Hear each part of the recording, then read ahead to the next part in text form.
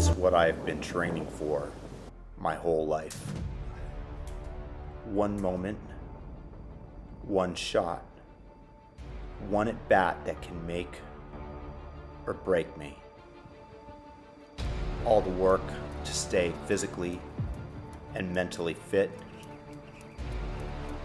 The meditation, the practice of diction, study of vocabulary, watching and learning from the masters of debate.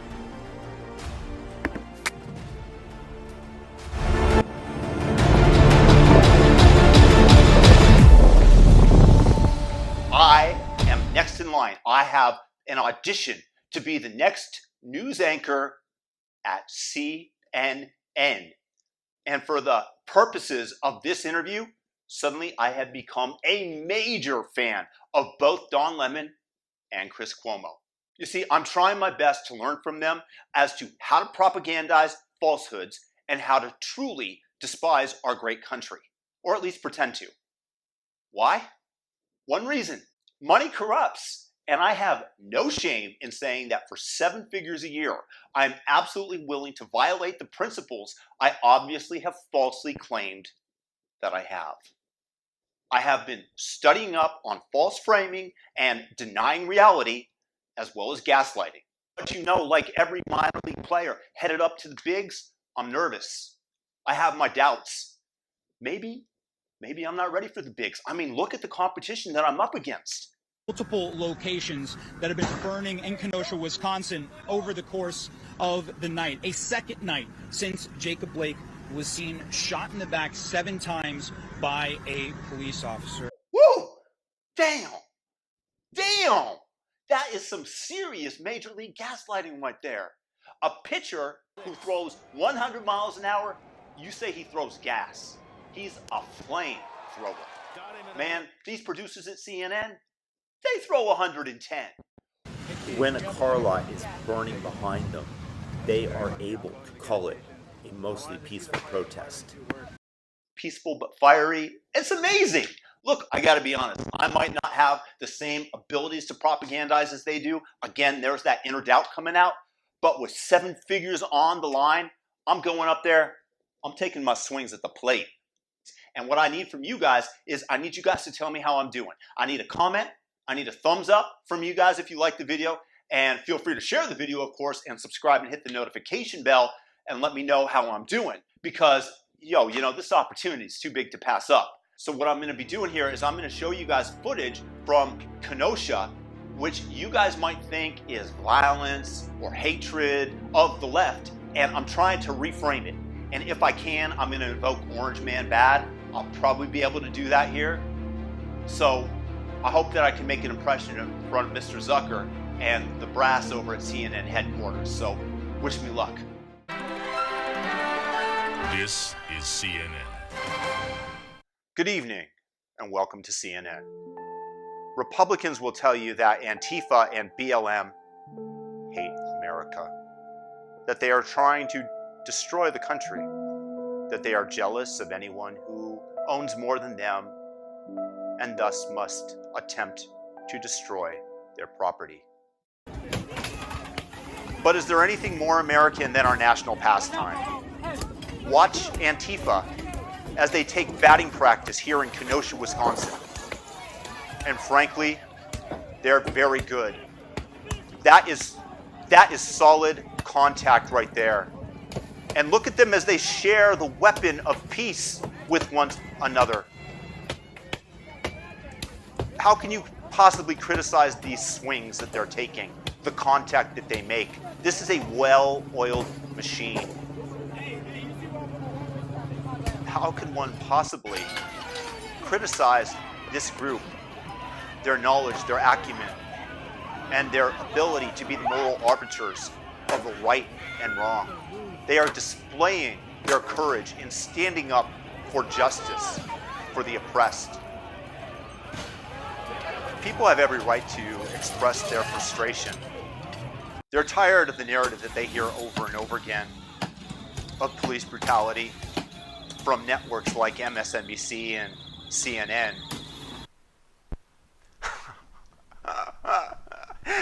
Silly me. That just kind of boomeranged on me. This is why we practice. We talking about practice. That made my network look really bad. I'm definitely going to have to edit that part out. This poor man got his business caught on fire. We don't know how his business caught on fire. There's no evidence that it was his cigarette butt that he threw out in his trash can. Sir. I'm very sorry about that, man. Yeah, really. Or I have white nothing to do with it. nationalists. I'm trying to stop this shit here.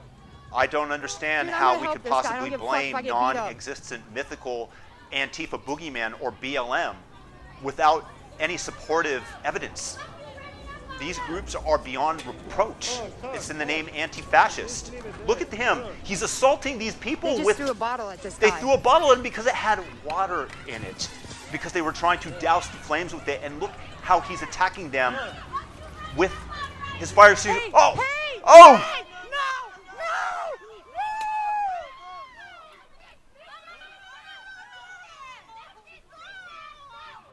Sir! Are you okay? Are you okay?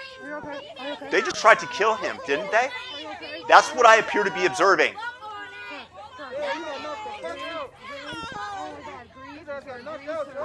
It's probably a white nationalist who did that. Let's not lose track of that possibility, please. And they walked up and fucked him up. Fucked him up. I have it all on video. All of it. He didn't deserve any of that.